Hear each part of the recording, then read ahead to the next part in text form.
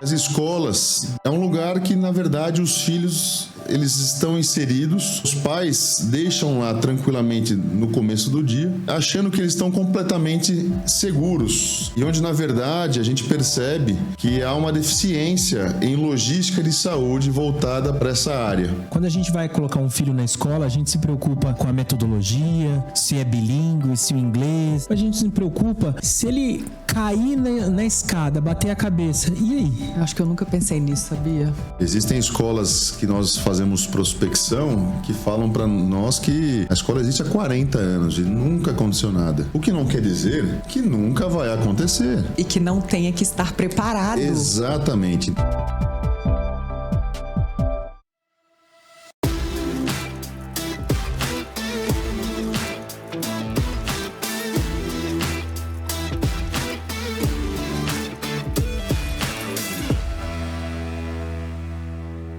Olá, nossa coluna podcast, mais um programa. Tudo bem, Gi? Eu tô, e você, José? Eu também tô ótimo. Hoje eu vou falar com um amigo. Acho que a gente tá trazendo a série de amigos. Hoje é um outro amigo especial, um cara fantástico. E hoje a gente vai falar sobre: você sabe o que o seu filho está correndo risco em casa ou na escola, principalmente? E ele também é multifacetado. Apresenta pra gente nosso convidado. Vamos lá, Dr. Diego Coca. Ele é médico cirurgião, endoscopista e emergencista, com atuação em atendimento pré-hospitalar e, ultimamente, empreendedor na área da saúde. Tudo bem?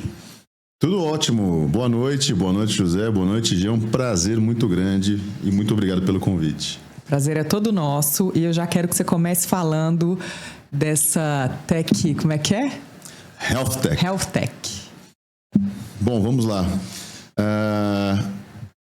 A empresa, cujo nome é First Aid, em inglês traduzindo, Primeiros Socorros, ela surgiu com a ideia principal de difundir conhecimento de primeiros socorros para a população leiga. Tudo isso devido ao meu trabalho já de 5 anos já em atendimento pré-hospitalar no SAMU, tanto na parte de regulação médica quanto na intervenção dentro da ambulância.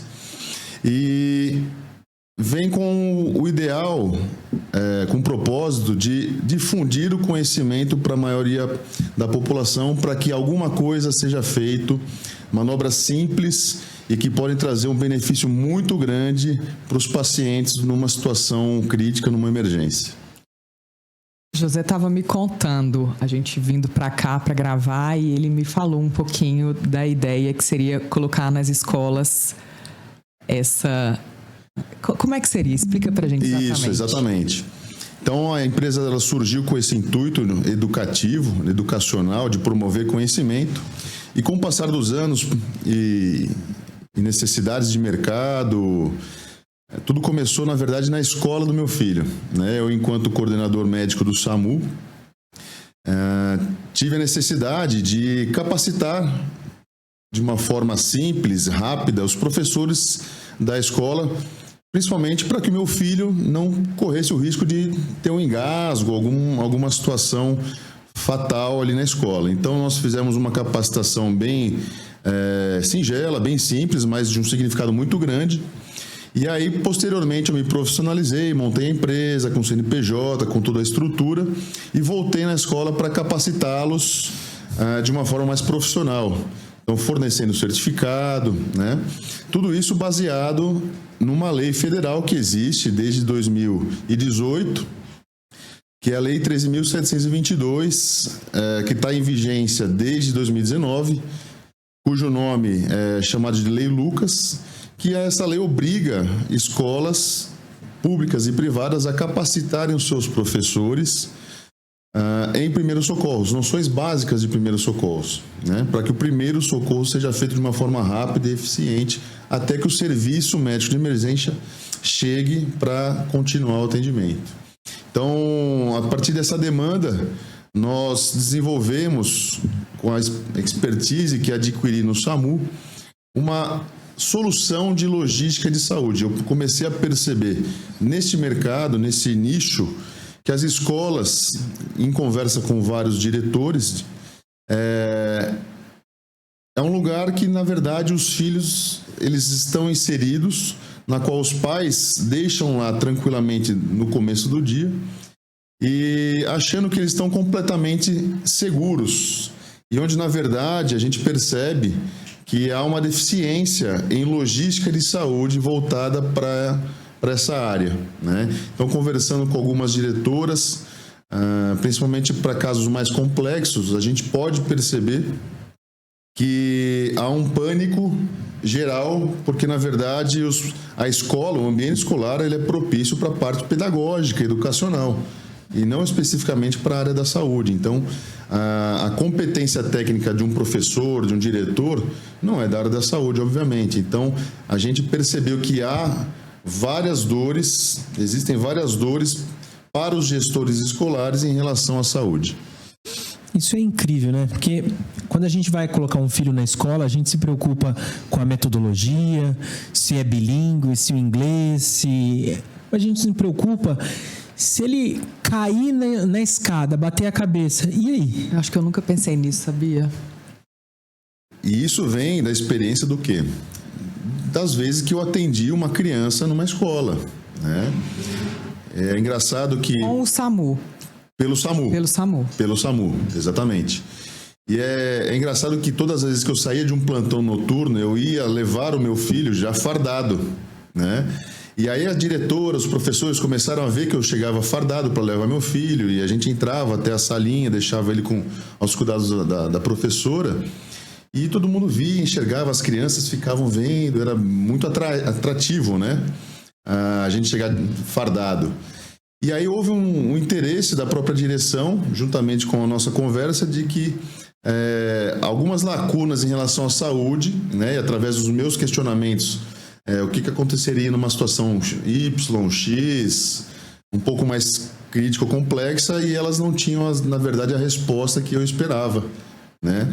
Então aí as ideias foram surgindo, até que a gente montou um sistema de logística em saúde que abrange todas as escolas. É bem interessante. Legal demais. Para eu ter uma ideia, assim, meu filho caiu, bateu a cabeça, o que a escola basicamente deveria fazer? Perfeito. Então, o primeiro atendimento ele tem que ser feito através dessa legislação pelos professores, né? A própria lei fala que a escola precisa disponibilizar um kit de primeiros socorros. Então, atualmente, o que nós temos visto é que muitas escolas elas têm um kit bem superficial, bem simples, bem básico, e que às vezes não é o suficiente para atender uma ocorrência de maior complexidade. Então, esse primeiro socorro ele tem que ser feito. Posteriormente, o que as escolas, a maioria delas fazem? Entra em contato com os pais, né, para que o pai vá até a escola e busque essa criança, né, e eventualmente leve até uma unidade de saúde, uma unidade hospitalar, para que seja avaliado por um médico. Então, são várias complexidades envolvidas, né? A gente costuma falar que em casos mais simples, de baixa complexidade, o pai é o primeiro a ser chamado. Então, muitas vezes, ou ele vai para a escola buscar a criança, só que muitas vezes o pai não está disponível, né? Numa queda, que nem você falou, que bateu a cabeça, se essa criança eventualmente convulsionar, se ela desmaiar, perder a consciência, a escola prontamente, desde que tenha conhecimento, vai ligar para o SAMU, né? Então, a gente sabe que hoje o SAMU ele tem uma estrutura que é muito variável de município para município. Alguns estão mais estruturados do que outros, só que esse tempo de resposta de atendimento ele pode variar bastante, né? Então, às vezes o professor, o diretor está com a criança desmaiada, convulsionando e precisa de uma prontidão de resposta muito rápida, e que às vezes a demora do SAMU causa no ambiente escolar um aflito muito grande, um estresse, uma adrenalina. E aí foi que eu percebi que numa situação de alta complexidade, os diretores, eles numa situação emergencial, eles colocam as crianças num carro e levam para uma unidade hospitalar mais próxima. Só que aí a gente vê a importância de ter uma conscientização sobre a logística de saúde, porque esse diretor, esse professor que está com a criança dentro do carro, numa situação emergencial, ele pode eventualmente estar sob estresse, então ele pode ter um incidente de trânsito, por exemplo. Essa criança pode evoluir mal dentro do carro e até uma fatalidade. A gente não sabe o que está acontecendo ali na hora. Então, é um risco que se corre desnecessariamente a partir de um modelo que nós criamos, que nós somos corresponsáveis da escola em qualquer situação de agravo à saúde.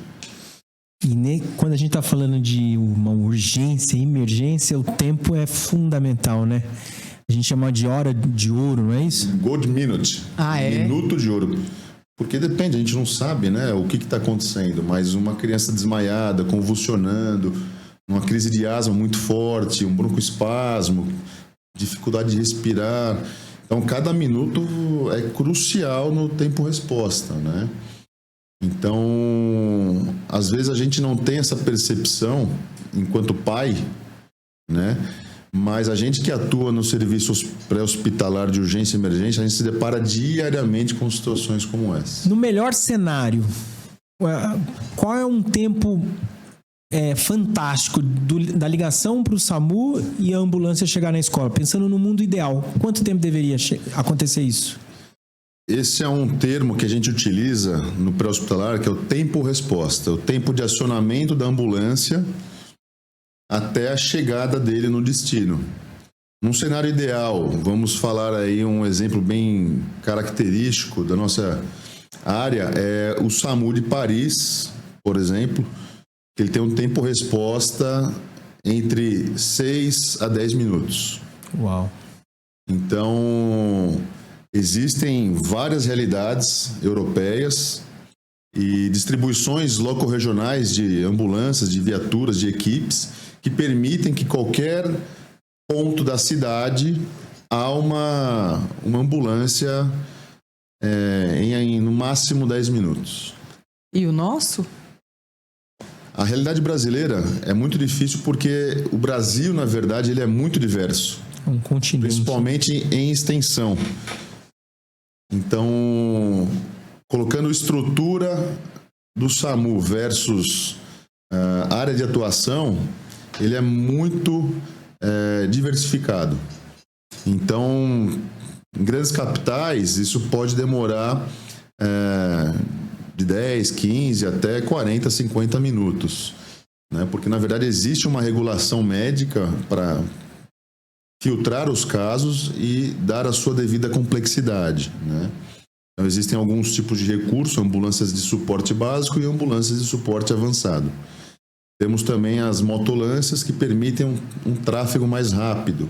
Então, são várias questões que entram em jogo que falam muito sobre o tempo-resposta. Mas no Brasil, unidade hospitalar, assim, pré-hospitalar de viatura, o tempo-resposta é bem alto, acima do ideal.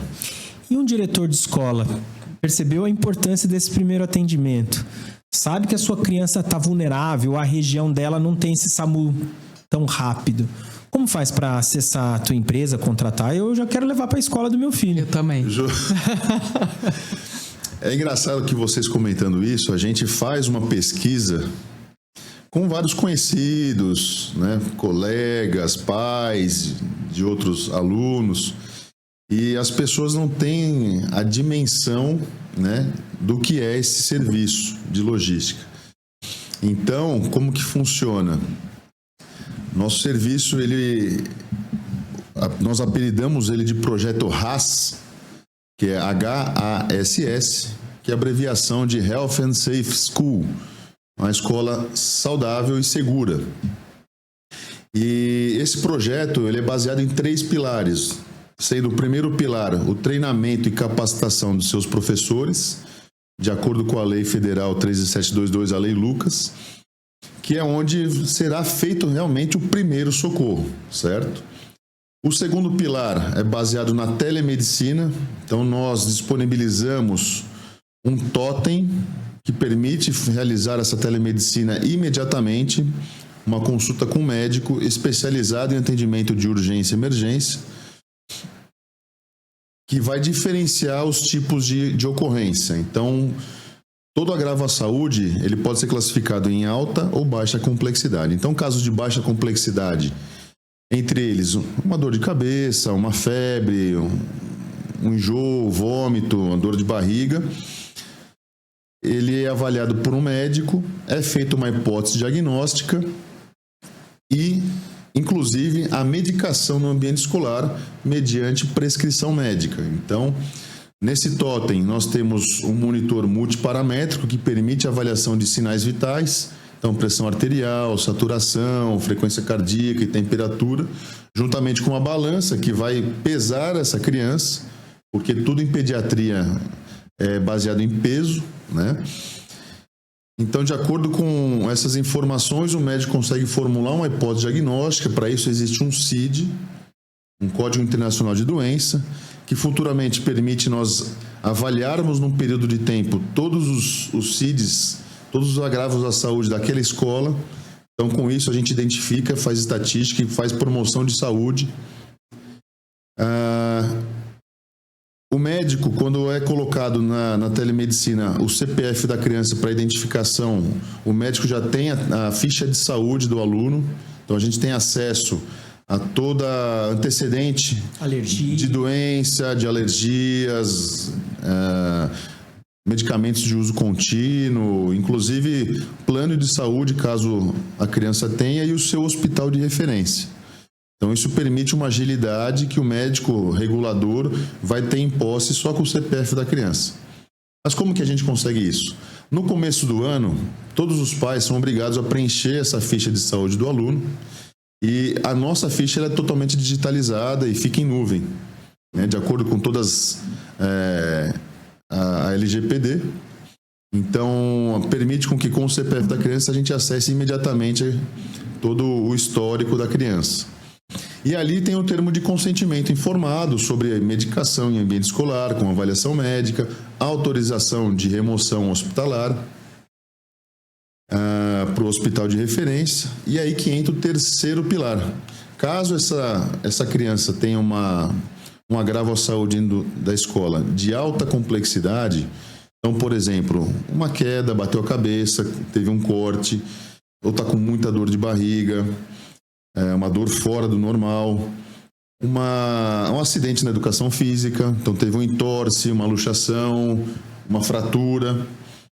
Esses casos, o médico imediatamente já vai identificar uma alta complexidade que vai precisar necessariamente de uma avaliação médica presencial, de um procedimento cirúrgico, uma sutura, por exemplo, ou uma imobilização, ou até mesmo um exame complementar de imagem.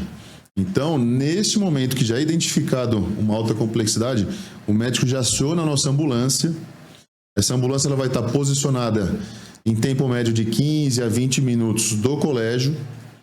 Então, enquanto o médico está fazendo a teleconsulta, dando as orientações, os professores dando aquele primeiro socorro com o kit que nós fornecemos para a escola, a ambulância está em deslocamento. Então, chegando num tempo máximo de 15 minutos, a equipe já vai fazer o segundo atendimento, dar sequência no atendimento da criança, vai fazer os procedimentos que são cabíveis ali necessariamente, vai ser embarcada na viatura e aí a equipe vai fazer a contrarregulação com o médico. Por exemplo, vai falar, doutor, já embarcamos a criança está assim, os sinais vitais agora estão dessa forma, está estabilizado e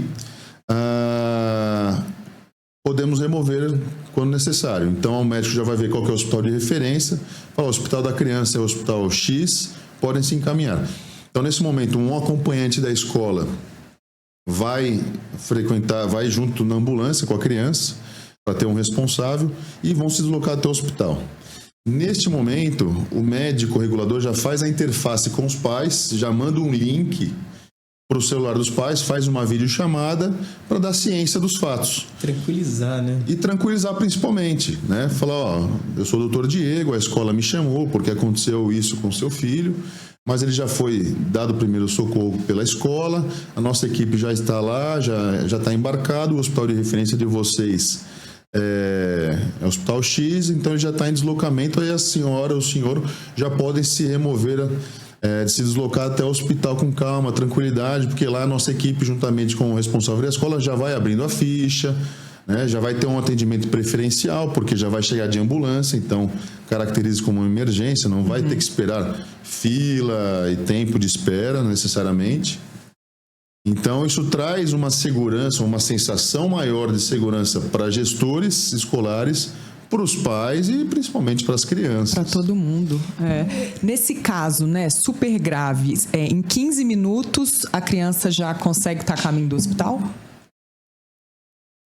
Como assim? Não entendi a pergunta. Um caso muito grave, aí a gente acessa o totem. Certo. E aí, nesse procedimento, você acha que em 15 minutos a ambulância já consegue recolher o aluno para levá-lo, né? Sim. O ponto principal, né, o grande diferencial da First Aid, da empresa, é garantir esse tempo de resposta. Essa rapidez. Tá? Porque existem algumas metodologias semelhantes, só que eles utilizam terceiros e o tempo-resposta às vezes não fica a cargo desta empresa. A gente tem a garantia operacional, né, de que desde o momento da chamada por telemedicina, a gente vai fazer todo o passo a passo, rastreado, até a liberação da ambulância no hospital. Então a gente consegue mensurar o tempo que demorou, o tempo de deslocamento, o tempo de atendimento, o tempo de deslocamento da escola até o hospital. É tudo mensurado. É incrível porque, assim, a baixa complexidade, que é o que a escola geralmente acaba pegando... Tudo bem, mas os casos graves, que é o que vai talvez definir o desfecho do problema, Exatamente. É crucial. E eu fico pensando também naquele aluno que gosta de dar um migué, né? Que quer ir embora para casa. Sua vida querer enganar os professores, os pais, acabaram. Naturalmente, né? Existem várias situações como essa. E a gente tranquiliza o gestor escolar, né, de que há uma retaguarda médica. Inclusive, muitas escolas que nós estamos em contato, eles disponibilizam uma enfermaria com profissionais da enfermagem no ambiente escolar. Isso, obviamente, traz uma segurança muito grande. Só que, na verdade, para casos de baixa complexidade. Não é verdade? Então, a gente que está acostumado a lidar sempre com situações de alta complexidade, a gente se pergunta, eventualmente nunca aconteceu nenhuma fatalidade ou nenhum caso muito complexo aqui dentro. Mas e se acontecer? Qual que é o seu preparo? Qual que é a sua logística? Qual que é a sua retaguarda? Porque a gente sabe que o profissional de enfermagem está lá para casos bem simples, mais básicos, e que é um ótimo de um recurso. Só que, para casos mais complexos, tem que ver se aquele profissional ele tem retaguarda, né, legal para segurar aquele BO, aquela situação mais grave, né? E esse atendimento, assim, é interessante falar. Na época da faculdade, eu fui monitor do ATLS. O ATLS é uma sistematização do atendimento do trauma. E isso é tão importante falar, porque às vezes, por exemplo, a gente precisa usar um laringo para fazer uma intubação de emergência. Se você não testar se está com pilha, na hora que você precisa, você vai ligar e ele não está sem a pilha. Cadê a pilha? Onde pôs a pilha? Então, essas coisas têm que ser checada, controlada, verificada. E às vezes a escola tem uma caixa de primeiros socorros e, foi comprada no começo do ano, alguém tirou do local, não tem uma gás. E não usa muito, exato. Não usa, já venceu. Então, eu acho que é fundamental, eu acho que... Parabéns pelo teu trabalho, eu acho que tem que ser divulgado. E eu, com certeza, vou encaminhar esse podcast para a direção da escola do meu filho. Eu também. Vou falar da importância. E é engraçado, né? Porque eu nunca tinha parado para pensar, de fato, sobre isso, né? Quando ele falou da empresa dele, ele falou num ambiente de almoço, com vários médicos. Aí ele começou a perguntar um para cada um. E aí, como é que é na sua escola? Com aquele silêncio. Ninguém sabe. E, na verdade, ninguém se pergunta, né? Exato. Porque, na verdade, existem escolas que nós fazemos prospecção que falam para nós que a escola existe há 40 anos e nunca aconteceu nada. O que não quer dizer que nunca vai acontecer. E que não tenha que estar preparado. Exatamente. Então, a gente como trabalha com urgência e emergência, a gente sempre trabalha na prevenção. E tudo, absolutamente tudo em pediatria, quando se fala em criança, a prevenção vem sempre em primeiro lugar. Não existe nada em relação à pediatria, incidentes de urgência, que não é prevenível. Todo acidente é prevenível. Eu escuto todo dia isso em casa. Exatamente, cara. Exatamente. Então, existem várias estatísticas que comprovam isso. Então, afogamentos, traumas, queimaduras. Vocês sabiam que a maior incidência de queimaduras, eventualmente afogamentos, acontece dentro de casa? Os maiores acidentes com crianças são dentro de casa e sob a supervisão de um adulto. Isso é real, estatístico e preocupante. No SAMU, falando um pouquinho esse know-how seu aí, qual que é a ocorrência mais frequente que chega para você? Problema cardiovascular? 80% dos atendimentos do SAMU, eles são exclusivamente de suporte básico. Então, são situações de baixa complexidade. 20%, isso da estatística da regional onde eu coordenei, 20% eram atendimentos de alta complexidade que demandavam um recurso de suporte avançado, que é aquela viatura na qual está incluído o condutor socorrista, o enfermeiro e o médico, que é a ambulância UTI. Dentre todas essas chamadas, o que vem chamando muita atenção é o índice de ocorrências relacionadas à saúde mental. Quase 50% dos atendimentos do SAMU são relacionados à saúde mental. Me fala mais um pouquinho, como que seria essa chamada? Existem várias situações, também de baixa e alta complexidade voltada para a saúde mental. Então, desde uma crise de ansiedade, uma criança que brigou com o irmão, que brigou com a mãe, um jovem, um adolescente que em período pré-prova começa a se desesperar, começa a ficar agressivo ou perde o apetite, não quer mais comer, então a mãe fica preocupada, não sabe o que fazer. Existem as auto- ou heteroagressividades, os transtornos psicóticos, esquizofrênicos, um pouco mais complexo, os tentantes suicidas de autoextermínio. E como é que vocês fazem uma triagem? Como começa o SAMU? É feito um atendimento inicial pelo 192. Na verdade, era uma grande dúvida que paira no ar, né? Porque eu já ia fazer a pergunta, qual que é o número do SAMU? 192 ou 193 ou 190, né? 192. Então, se você que está aí assistindo a gente, já se perguntou, se alguém passar mal ao seu lado, qual que é o primeiro número que você vai chamar para uma urgência, emergência, para um socorro? É difícil, porque eu já me deparei com situações na rua que eu tive que parar para ajudar o atendimento e, especificamente, uma parada cardiorrespiratória após um acidente de moto, um rapaz jovem. Eu iniciei as compressões e tinha uma moça ao telefone.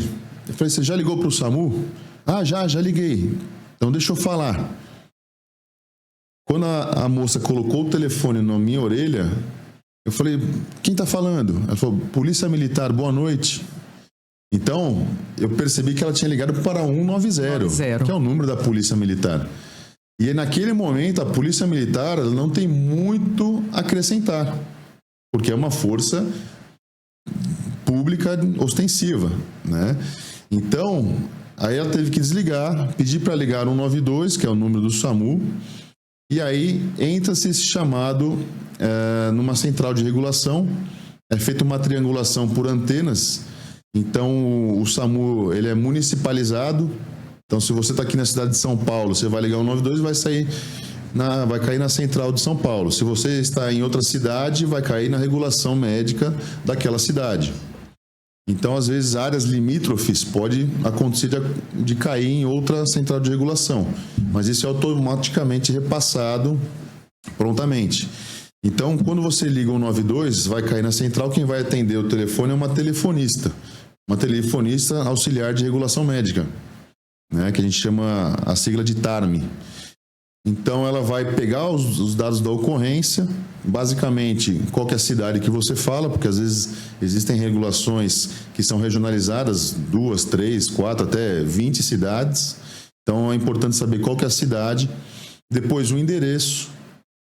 Aí ele vai perguntar sobre o número de vítimas, qual que é a natureza daquela urgência, se é um trauma, se é uma natureza clínica, um AVC, um infarto, por exemplo, se é uma ocorrência obstétrica, se é uma gestante que está parindo, se é psiquiátrica, enfim, qual que é a natureza daquela ocorrência e algum ponto de referência. Porque às vezes tem cidades que têm o mesmo endereço, né? Então com a referência você consegue às vezes diferenciar.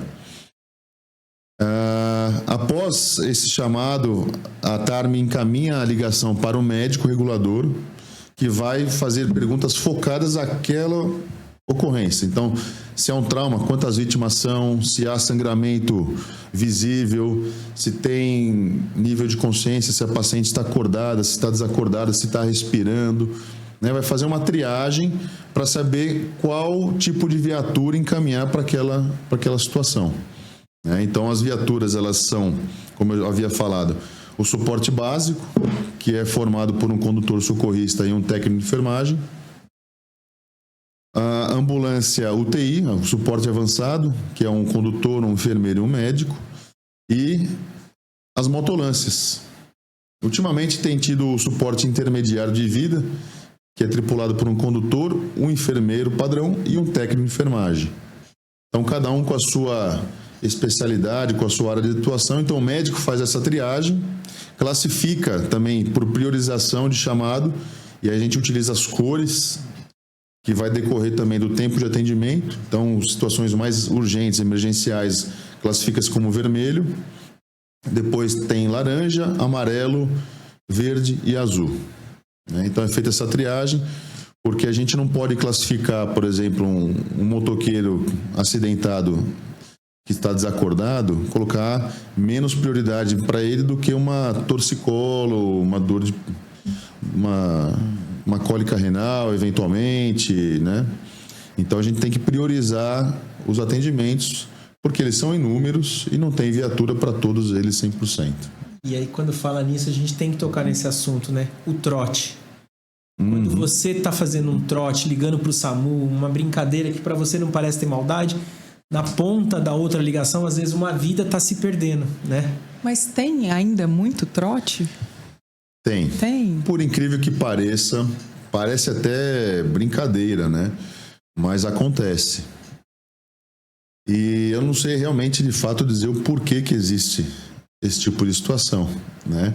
Mas eu pessoalmente, já me deparei com uma situação de trote, na qual nós fomos chamados para ir para uma outra cidade regionalizada. Demoramos 40, 50 minutos de deslocamento.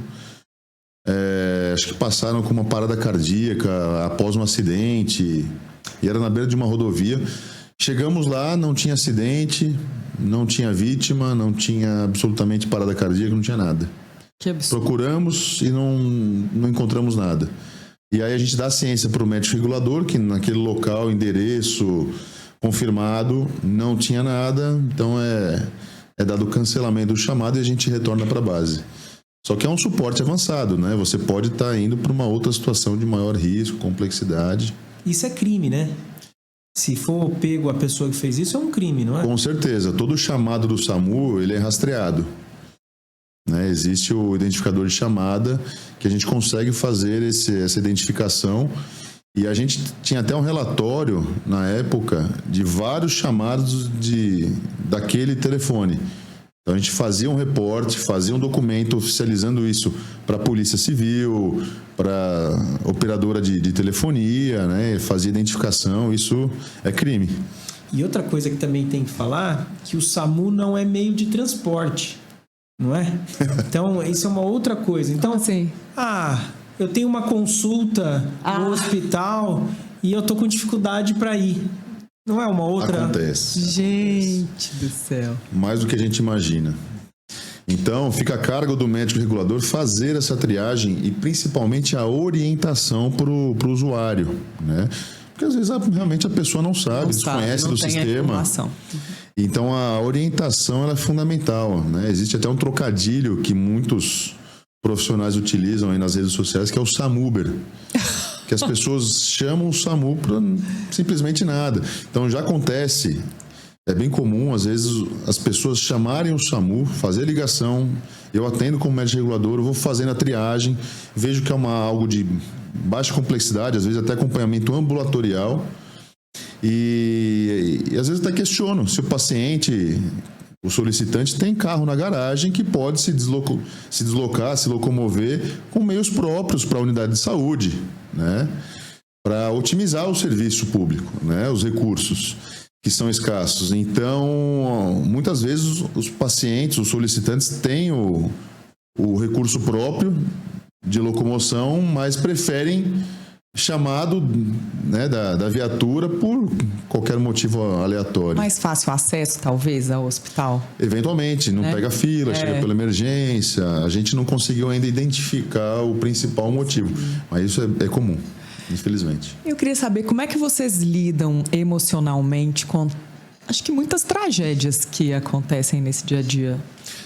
Naturalmente, né? Naturalmente. A gente está exposto, né, ao ambiente, principalmente em condições climáticas, de própria segurança, né? Então, assim, a gente sempre fala que a máxima do atendimento pré-hospitalar é a cena segura. Então, nós temos que assegurar que aquele ambiente que nós estamos se inserindo, ele está seguro para a própria equipe, né? Então isso já gera, de certa forma, um estresse, uma adrenalina, uma tensão na própria equipe.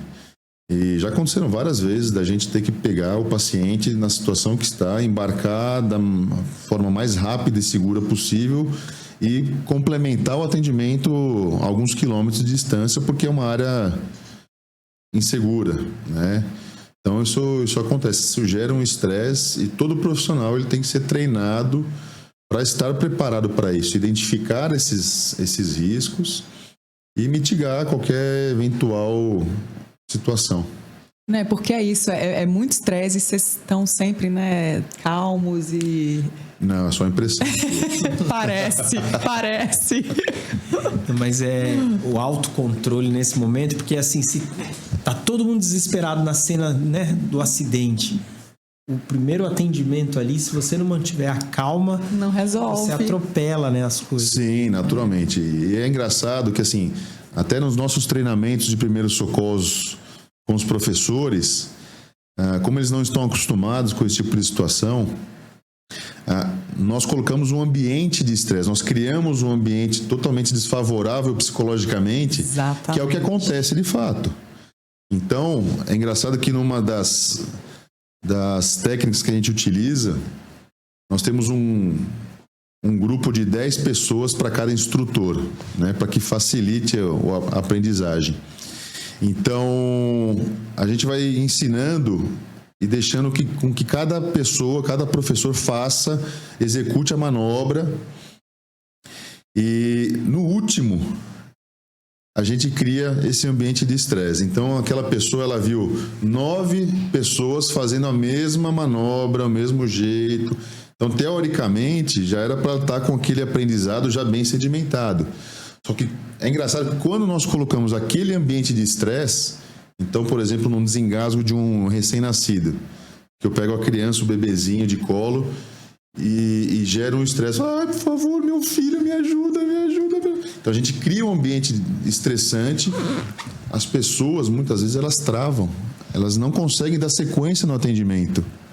Porque a parte psicológica, ela é preponderante naquele cenário. No ATLS, eles entravam tocando tambor, jogavam água na pessoa, começava a puxar para tirar o foco ali naquele momento e a pessoa perder a atenção e sair de si. É o que acontece no SAMU, né? Nós temos ali a vítima e tem todo um cenário em volta que não dá para você simplesmente focar, esquecer o que está acontecendo e às vezes num ambiente agressivo, então amigos, né, interferem, querem ajudar, então às vezes é muito difícil e você está num ambiente com poucas pessoas da parte assistencial. Não é intra-hospitalar que você tem uma equipe de enfermagem completa, um controlador de acesso que vai tirar aquele familiar desesperado. Não, você está totalmente imerso num ambiente desfavorável. É apaixonante. Eu sou fascinado. E andar na ambulância quando o motorista tá com a sirene ligada? Você já teve essa experiência? Graças a Deus. Eu, quando me formei, eu dei alguns plantões em ambulância. Aquilo lá é louca. É muito doido. E é verdade que o seu pai é o motorista da ambulância? Na verdade, essa é uma história muito engraçada, porque a partir do momento que nós disponibilizamos uma ambulância para isso, eu precisava ter de imediato um condutor, né? E geralmente os nossos conhecidos estão todos ocupados, trabalhando nos seus ofícios. E aí eu vi ele como uma grande possibilidade de ser o meu primeiro condutor do veículo de emergência. Então, o que nós fizemos? Falei para ele fazer o curso de condutor de veículo de emergência, já que para dirigir uma van, né, a categoria B já é o suficiente, é só fazer esse curso à parte, um curso EAD, online, e assim foi, ele fez, e ele, como engenheiro, se apaixonou pela área da saúde, pela urgência e emergência, inclusive até coloquei ele para fazer um curso de primeiros socorros e suporte básico de vida, certificado pela American Heart Association, no Albert Einstein. E ele foi lá, fez e apaixonou. O engenheiro entrou para a área da saúde. Exatamente. Então, tá todo mundo envolvido. É uma área que acaba apaixonando todo mundo. Você tem alguma história marcante, assim, que... Tenho.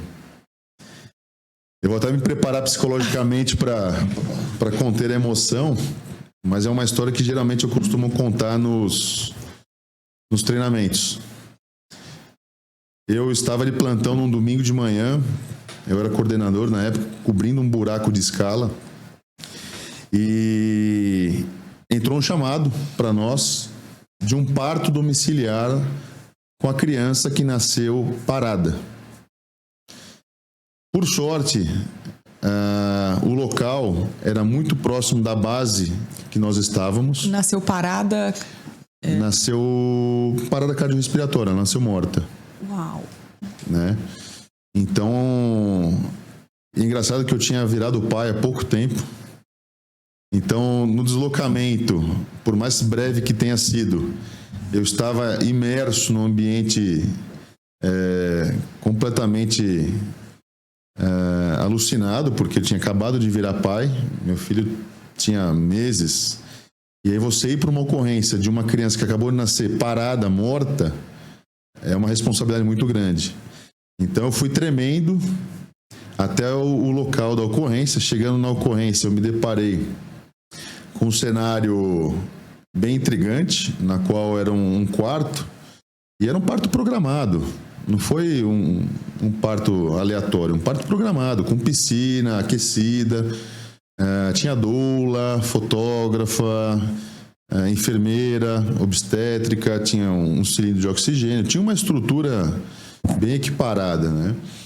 Só que a criança estava parada, então nós assumimos aqui a ocorrência, fizemos todos as manobras, os atendimentos necessários para aquele momento, e realmente ela se encontrava em parada cardiorrespiratória.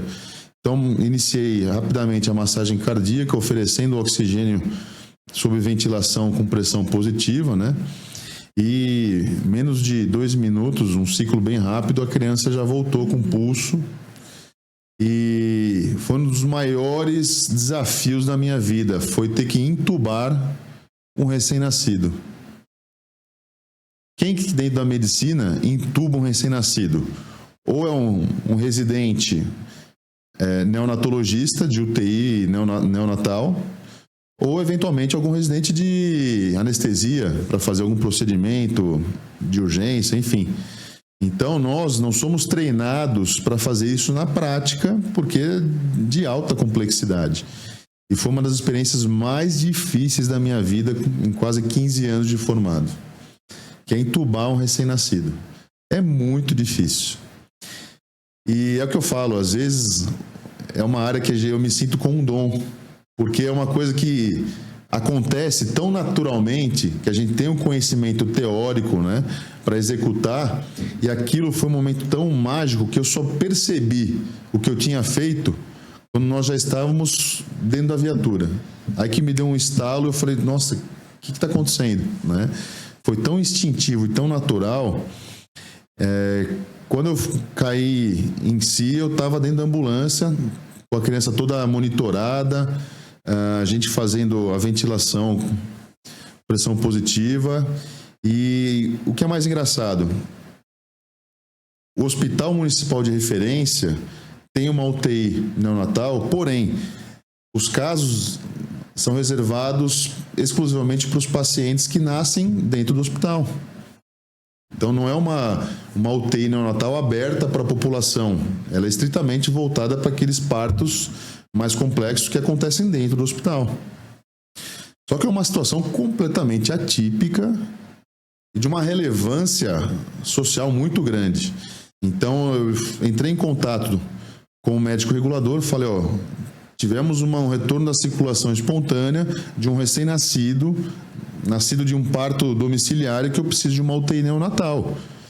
Naquele ambiente não tinha como a gente pegar a veia, cateterizar o cordão umbilical, não faz parte da nossa expertise de praxe. E aí eles autorizaram, o médico regulador autorizou, a gente encaminha essa criança para a UTI neonatal do Hospital Municipal. E chegamos, fizemos deslocamento rápido, seguro. E, coincidentemente, quem que estava de plantão nesse dia? A chefe da UTI neonatal, que é uma médica, se eu não me engano, doutora Andréia. Se ela eventualmente vê isso aqui, eu mando um beijo para ela, que ela é marcante nesse sentido, nessa história. E ela, como a chefe, com uma grande expertise, deu todo o segmento do atendimento e criou-se uma ansiedade, né, para acompanhar esse caso, porque a gente deixou aos cuidados deles da UTI neonatal e fomos embora, voltamos para a base. Coincidentemente, uma amiga nossa do Hospital Ribeirão Pires, a doutora Marília, que é intensivista neonatal, ela trabalha nesse hospital. E ela manteve esse contato porque a mãe da criança, alguns dias depois, algumas semanas depois, quis saber quem que era o médico. E, coincidentemente, ela falou, é meu amigo. É meu amigo. Trabalha no SAMU e tal.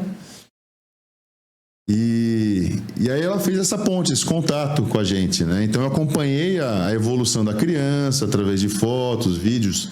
A mãe é uma graça, fez questão de ter esse contato. Eternamente grata. Então, é uma história muito comovente, na qual a gente vê que assim, o acionamento foi em tempo certo, o deslocamento em tempo certo, o que nós fizemos lá também foi tudo correto. Então foi uma sucessão de fatos que conspiraram para o sucesso. E é assim para tudo na vida, né? Então eu conto que assim, quem tivesse lá do lado, se soubesse o que fazer na hora, no momento certo, possivelmente traria da mesma forma essa criança à vida, né? Então esse é o fundamento da minha empresa, o fundamento do SAMU, é difundir o maior número de conhecimento para o maior número de pessoas, porque é o nosso lema, é salvar vidas através do ensino. Que lindo. Eu acho que depois dessa legal. história eu não tenho nem mais o que falar. Parabéns, meu amigo. Eu acho que é para isso que a gente acorda todos os dias, para ajudar as pessoas, não importa quem. E que história bonita, né? É marcante, é marcante. São poucos profissionais têm uma história como essa. Existem várias, milhares, né? Mas essa marcou muito. Isso é fundamental, né?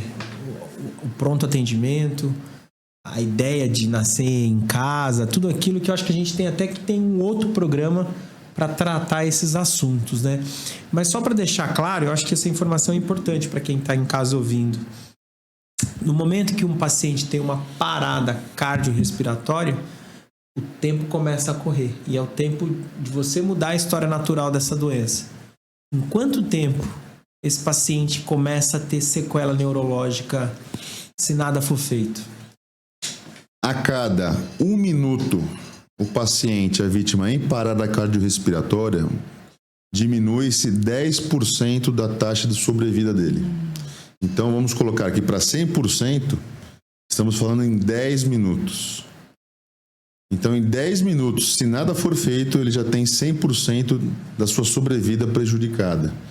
E a partir do 6º minuto, em parada cardiorrespiratória, já há documentação de sequelas neurológicas. Então, o que quer dizer isso? Aquele futebol de society, aquele churrasco da firma, caiu uma pessoa desacordada, se você não souber identificar o que está acontecendo e prontamente aplicar já o primeiro atendimento, e não precisa ser médico. Esse ensinamento de primeiros socorros não precisa ser médico. Por isso que se você está em casa, nunca ouviu falar, nunca assistiu ou participou de uma palestra, é importante. Com certeza, Zé. Acho que foi bem pontuado.